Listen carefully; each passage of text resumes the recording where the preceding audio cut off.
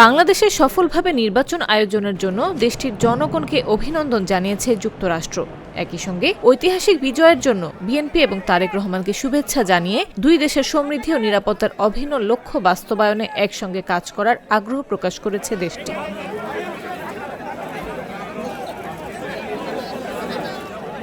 বৃহস্পতিবার ত্রয়োদশ জাতীয় সংসদ নির্বাচনের পরদিন শুক্রবার সকালে যুক্তরাষ্ট্র দূতাবাসের এক বিবৃতিতে এ বার্তা দেয়। বিবৃতিতে বলা হয়, গণতান্ত্রিক প্রক্রিয়ার মাধ্যমে নির্বাচন সম্পন্ন হওয়া বাংলাদেশের জনগণের রাজনৈতিক সচেতনতা ও অংশগ্রহণের প্রতিফলন। এ উপলক্ষে বিজয়ী দল বিএনপি এবং চেয়ারম্যান তারেক রহমানকে অভিনন্দন জানানো হয়।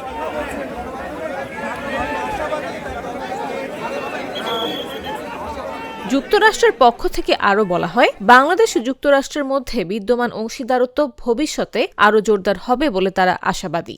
আঞ্চলিক স্থিতিশীলতা, অর্থনৈতিক সহযোগিতা এবং নিরাপত্তা ইস্যুতে দুই দেশ একসঙ্গে কাজ করবে বলেও উল্লেখ করা হয় বিবৃতিতে।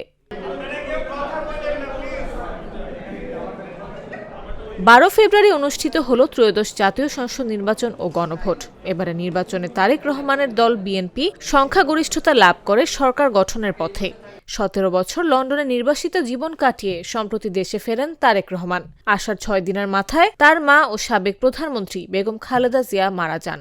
শোক সামলিয়ে দলকে বিজয়ী করে অবশেষে সরকার গঠনের পথে বিএনপি চেয়ারম্যান।